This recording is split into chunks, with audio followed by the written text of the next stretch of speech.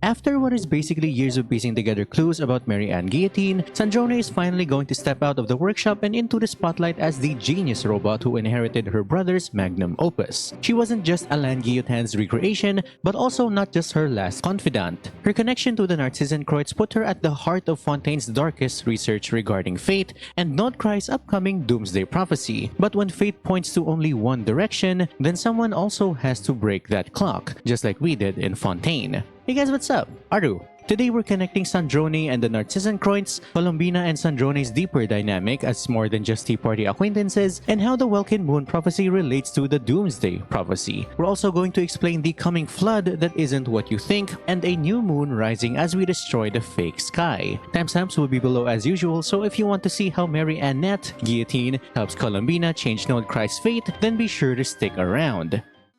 Sandrone, the 7th Fatui Harbinger, codenamed Mary-Ann-Ette, leader of the Kuvaki Experimental Design Bureau in Notcry, perfectionist and automata savant. She's confirmed to be a robot by Colombina since she has her monthly maintenance calls, which might just be robot terms for when she has her period cycles. I mean, as if the huge winding key behind her isn't a big hint already, but it is good to have a bit more confirmation apart from visuals alone. But anyway, she also travels with a heavily modified ruin machine named Polonia, along with multitudes of automaton subordinates, a mechanical genius who loves tinkering with machines, as well as the implied creator of the Catherine puppets of the Adventurers Guild. In the recent patch of Luna 2, she confirms to us that she is personally acquainted with Alain Guillotin, familiar with the Narcissenkruez Ordo legacy and its core members, as well as their personalities and the result of all their research. Sandrone was personally acquainted with Alain Guillotin, his works, as well as his relationship with René de Petrichor and Jacob Ingold, and by the end she was the only normal person left who knew him at all, and she was aware of their desire to protect Fontaine, which led the three down on different paths. Before Alain passed away, he asked Sandrone to destroy all of his manuscripts, of which she agreed to do so, though she read all of the manuscripts beforehand since she didn't want his work to go to waste, and then made her own mechanical creations based on Alain's manuscripts and formulas. The notebook that she left us was her own version of Alain Guillotin's manuscripts. Albeit a far cry from the genius of Alain's, it still carried out some of his genius through his theorized sibling, Mary-Ann-Ette. Now personally, Sandrone has a condescending perspective against Alain, René, and Jacob specifically, pointing to the dichotomy of their ideals. And here's what she has to say regarding each of them. A mad dream that would normally only capture the minds of lunatics begin to take root in their hearts. A dream of saving the world. And if René and Alain had been people of lesser wits, that dream would probably have ended up as something for them to joke about in their older years. But alas, they were some of the sharpest minds around.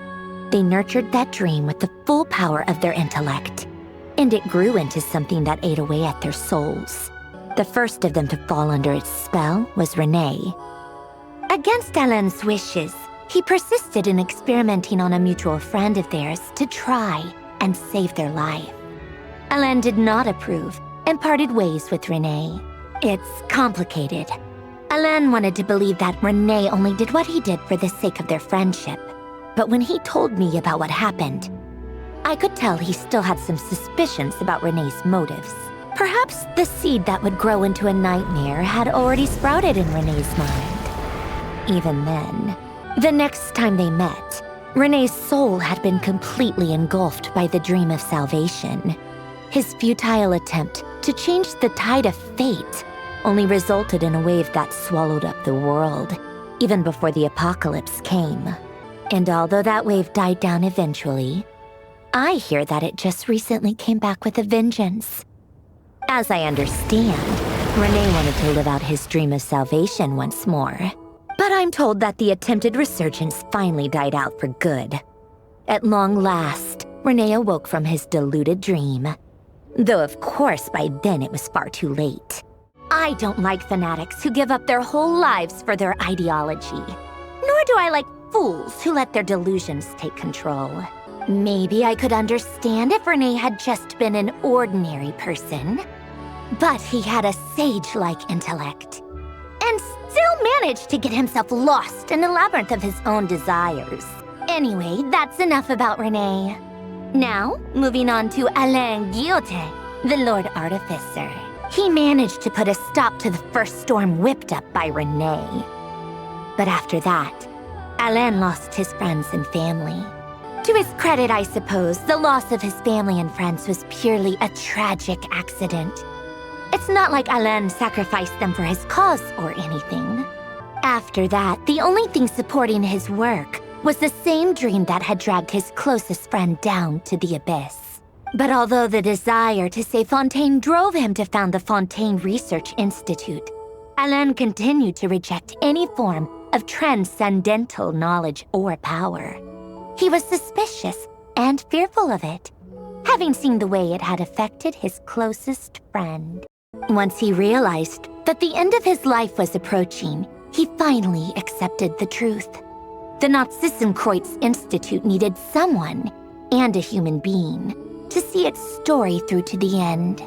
He quit working on his formulas, trading them in for the fairy tales that had played such a formative role in his childhood, but which he barely touched in his adult life. He told me that the director of the Narcissenkruez Institute used to read those fairy tales to the children as bedtime stories. Apparently, they worked wonders at sending kids off to sleep. I think that all he wanted at that time in his life was to be able to sleep deeply without being plagued by depression. By that point, nothing else really mattered. At the very end, he laid down to rest in the ruins of the former Narcissenkruez Institute orphanage, while the Fontaine Research Institute he had founded continued tirelessly with its work.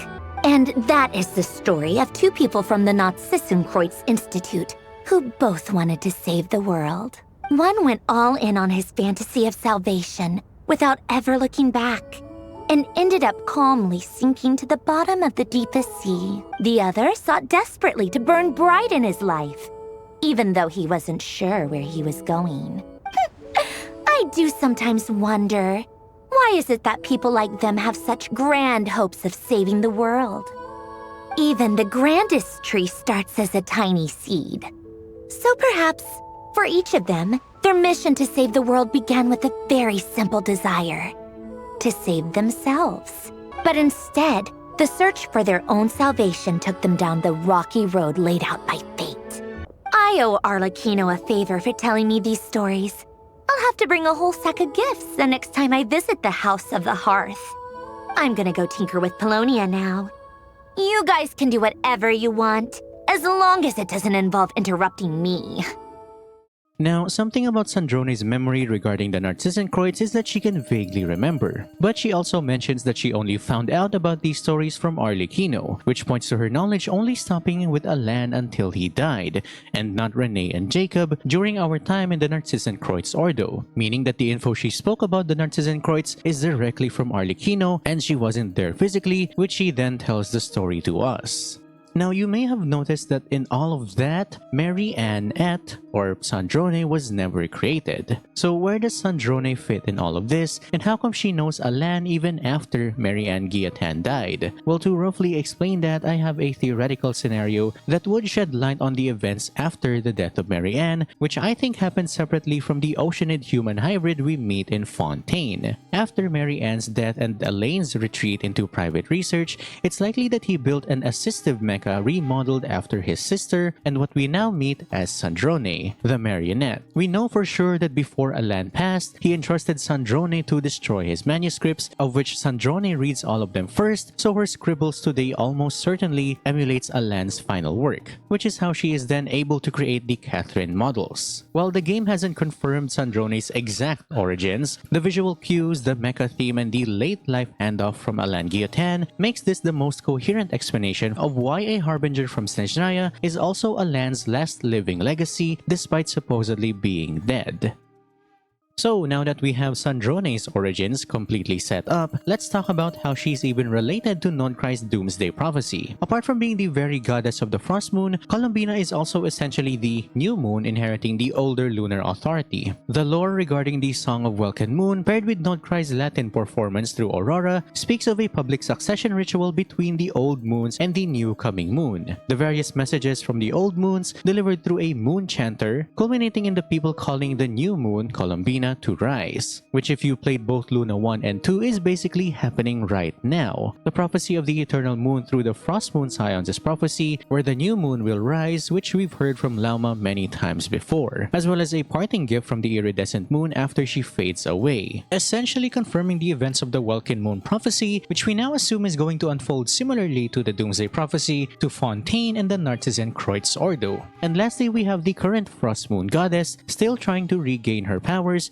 memories, and purpose as the prophesied new moon, even though the actual Frost Moon is up there outside of the fake sky. Now, the Song of Welkin Moon and the Nod Cry hymn is basically treated as a coronation and succession ritual. You can watch my video breaking down the entire song, but to summarize that in order of each verse, the old moon's voice through a chanter is asking the people to reject the false sky and crown a new successor. The chorus answers from the ground under the false sky, and where the people of Nodcry choose their new moon and forge their new fate, despite the eternal darkness that they might find by destroying the fake sky and seeing the true outer space. The finale then calls for a new moon to rise, even at great cost, which is a calamity in the form of a flood, a diluvian period similar to the fate of Nodcry before, as well as what happened in Fontaine. All for the hopes that the once moonlit world knows true light again, basically letting Tevat see the true light of the moon after being inside of the fake sky dome for so long. What you may not have noticed is that this is perfectly in line with the Doomsday prophecy of the Narcissenkruez, as well as the Doomsday clock in the Narcissenkruez Ordo. But if you can remember, our intervention changed that result, and in Nodcry, the same flood will happen, and all of Tevat will be able to finally see the real sky, as well as the true moon's glow, through a different intervention, not by us, but by Sandrone. To the Frost Moon Scions, moon chanters are the ones who collect fragments of the true history, so Columbina's prophecy and succession can proceed, which are the moon marrows. Lauma specifically says that the moon will return, which is pointing to Columbina unable to ascend until the past is pieced together and she realizes her true purpose and reason for being the fourth moon. A fourth moon that for some reason was born only 500 years ago instead of thousands of years ago when Nibelung first created the Moon Sisters. Because of that, Columbina is written as a last living, viable lunar authority, the last archon of the moon, you could say, the one prophesied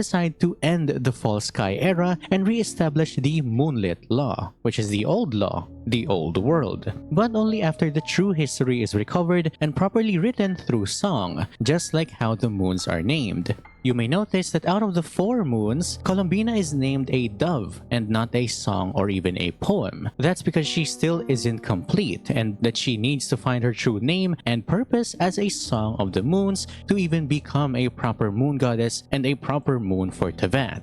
The only scary thing about the Frost Moon, specifically, like the Frost Moon itself, the moon, which I think is also some sort of problem, is that Columbina said that the moon can be treacherous. Now, she might just be referring to the Frost Moon or the fake moon in the sky right now, or all the moons in general, but I think she's referring to the Frost Moon specifically because she is also the Frost Moon goddess. Who else would know if there's something wrong with the Frost Moon other than the goddess herself of the Frost Moon? Right? Now, I've theorized this before in my previous videos in Luna 1, but the Frost Moon might just be under the control of the Heavenly Principles. More specifically, the Shades, since the Heavenly Principle is actually asleep right now, and we can see what looks like the essence of the Frost Moon in the God's Limits teaser. And even more interesting is that Columbina's powers are not the same as the colors of the Frost Moon that we saw in Luna 1. Columbina's powers as the Frost Moon goddess is bluish-white, like cryo, but the Frost Moon that we saw was gold, which is the same color as the emanating aura where the shades are. That, I think, is an altered essence of the Frost Moon marrow, altered and used by the Heavenly Principles, and is now being guarded by the shades. But that doesn't mean that the Frost Moon is dead, okay? The Frost Moon isn't dead, no. It's just that the shades are in the space within the Frost Moon itself and is commandeering or using that power just as the Heavenly Principles have told them. And the way to break into that and free the Frost Moon is through a prophecy that Fontaine failed to decipher. In the Narcissenkruez, the Doomsday clock only shows the frost moon ring still glowing before we intervened and, destroyed the clock. This is the last living goddess on the wheel, which is accurate because Columbina is the only moon goddess remaining, and the frost moon is the only moon still alive outside of the fake sky. During the entire Mary-Ann rescue and Narcissenkruez's defeat inside of the mirror world, the Doomsday clock was shattered. So if we reflect that to Nodcry, saving Columbina and defeating Rerir will shatter what is basically the Doomsday clock in Nodcry. But this will still be followed by a flood, which I think isn't exactly a real one. In Fontaine, the flood that cleansed all sins ended up turning Oceanids into humans through Nouvelette's decree after becoming close with humanity, which was in part prepared and prophesied by none other than Vedderfolnir, who is honestly a random prediction that we can't trust, but his prediction did allow for Fontaine to prepare and sort of alter that fate slightly, which was explained by Nicole Rain, who, if you remember, is also going to Nodcry,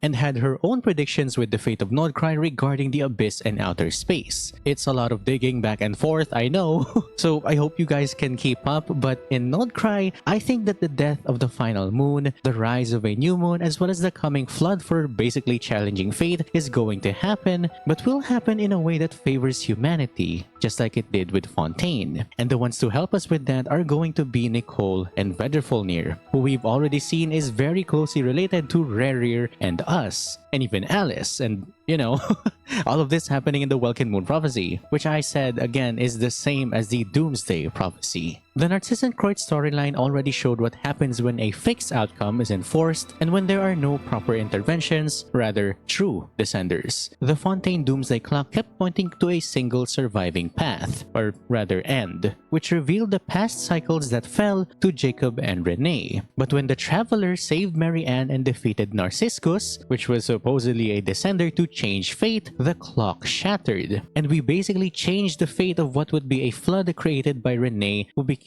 the Narcissenkruez. That wasn't just a spectacle from a world quest, but it was a result of changing fate, rather breaking free from fate. And that's because fate stops being on the rails every time the Traveler gets their descender hands on literally anything. Our very being doesn't comply with the laws of this world. That's what Zhongli said when we saved Hu Tao, that's what happens when we absorb the Abyss and Kuvaki, and that's exactly what happens when we saved all these other regions. We stopped it from complying with fate, and that's exactly what should happen if we just touched that damn Ermine Soul Tree and tampered with it instead of saving Scaramouche, who is also in Nodcry by the way, and is going to face off with Dottore since he's gone missing in Nodcry after Luna 2 when Arlecchino and Sandrone was having their jolly good tea time. See how much stuff is happening all at the same time here?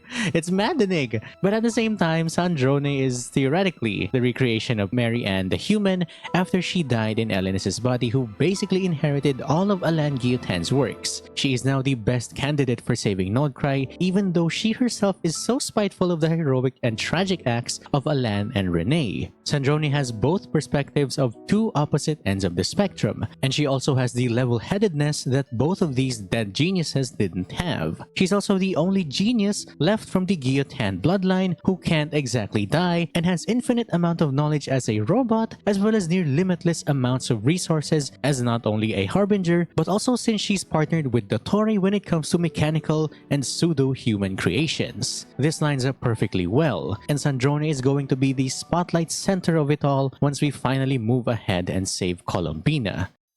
So we're finally getting more of Sandrone's interactions and backstory, and I just love every bit of it. Seeing the Mary-Ann-Ette outside the lab, her perspective on the Narcissenkruez crew, what she thinks about the Ordo and all the members. This is honestly the character highlight I've been waiting for Sandrone. And it feels a lot like when Rhine-Daughter left Albedo with the Magnum Opus. But this time it's more about saving the world instead of just searching for perfection, Now, what then happens with the fate of Nodcry? Because it won't just be about Mary-Ann or Columbina and the Doomsday Prophecy, it's going to pull in everyone tied to the moons and time, which is exactly how the Welkin teaser went. So we can expect the Sinners, Vedderfolnir and Rerir, to collide with the Shades, Renova and Istaroth, while the Hexen Circle like Alice and Nicole Rain, trick the golden threads of Fate's songs. All this is connected to the other Not Cry videos if you're curious to know about the primordial ones, Golden Threads of Fate too. Now if you're wondering where this could end up in Luna 3, I think we'll see a result on the Welkin prophecy, but in a different way. A new moon is chosen, the old moon's true forms maybe get revealed, and Sandrone taking more of a spotlight instead of her business partner, Dottore. Or you know, Dottore just comes in and ruins everything. That's usually what he does, right? But that's gonna be it for now. I'll see you guys in the next video, and as always, stay mad, theorists. Bye!